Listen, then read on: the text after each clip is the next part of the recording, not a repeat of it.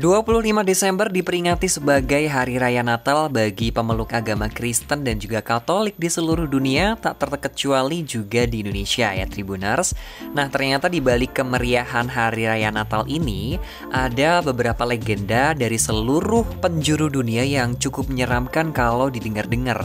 Nah, pada kesempatan Tribun News Style kali ini, Hakim bakal berbagi kisahnya buat kamu. Ada 5 legenda dari seluruh penjuru dunia terkait dengan perayaan Natal yang menyeramkan. Yang pertama ada Krampus dari negara Austria, Slovenia, Kroasia hingga Italia Utara.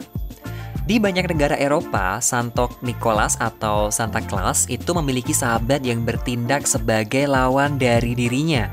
Nah, Santa Claus itu sendiri dianggap sebagai orang yang baik hati, yang sering memberi, dan juga tentu di balik itu semua ada orang jahat gitu ya. Nah, legenda Krampus ini adalah seekor monster, dan kalau kita lihat-lihat gambarnya di Google, itu mirip-mirip setengah kambing iblis dan dia punya tanduk serta lidah yang panjang.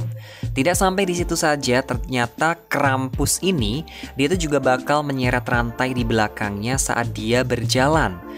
Krampus ini juga bakal ngebawa sebuah cambuk kecil dan cambuk itu digunakan untuk mencambuk anak-anak nakal dan juga bakal membawa keranjang atau karung di belakangnya untuk menyeret anak-anak nakal tersebut dan bakal diculik sama si Krampus ini. Wow, cukup menyeramkan ya legenda Krampus yang ada di Austria, Slovenia, Kroasia, dan Italia Utara. Gimana menurut kamu? Kira-kira cukup menyeramkan atau tidak? Kalau belum, kita next. Yang kedua ada Frau Perchta. Kalau tidak salah ya, bacanya Frau Perchta. Kalau misalnya Tribuners ada yang mau membenarkan, boleh ditulis di kolom komentar.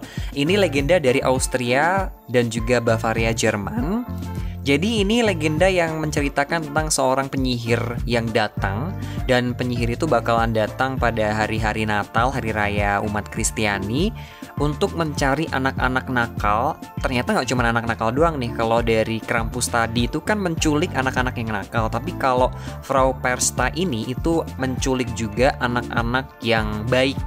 Nah, dia juga bakal membelah perut anak-anak nakal dan juga akan menjejali mereka dengan jerami. Wow, ini mengerikan sekali nih cerita dari Austria dan juga Bavaria, Jerman. Kira-kira gimana menurut kamu? Apakah sudah seram atau belum? Next, kita lanjut yang ketiga ada Mari Luit. Mari Luit ya, Mari Luit dari Wales.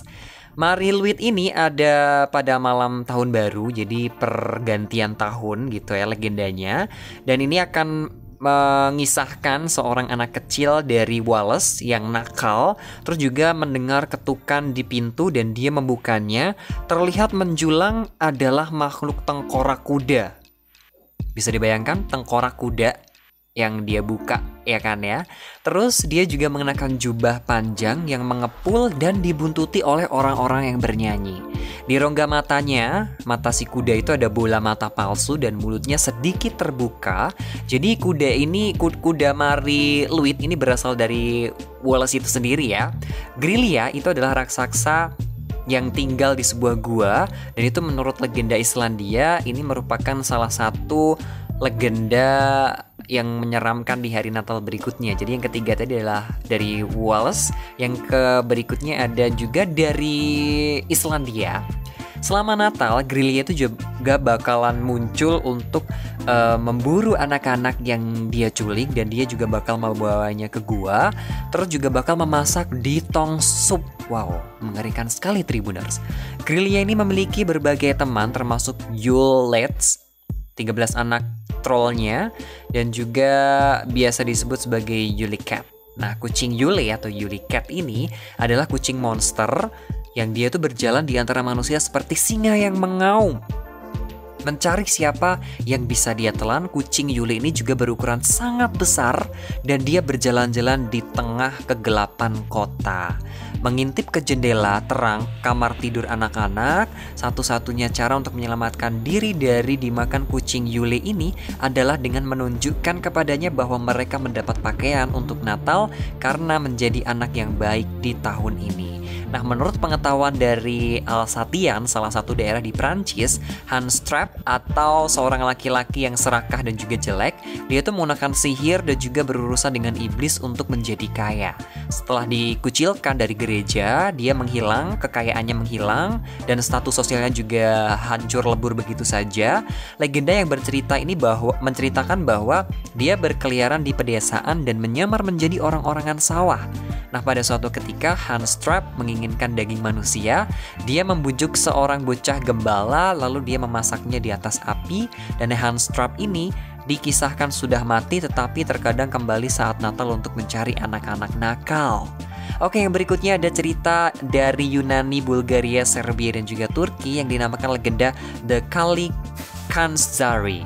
Nah, ini adalah sebuah monster goblin yang menghabiskan sebagian besar waktunya di bawah tanah dan dia berusaha mewujudkan akhir dunia. Selama malam Advance, mereka pergi ke wilayah manusia untuk menyebabkan kerusakan dan juga kejahatan. Mereka digambarkan sebagai makhluk berbulu hitam dengan taring dan juga tanduk.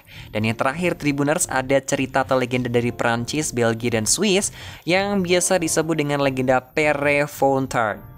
Nah, ini adalah seorang pemotong daging.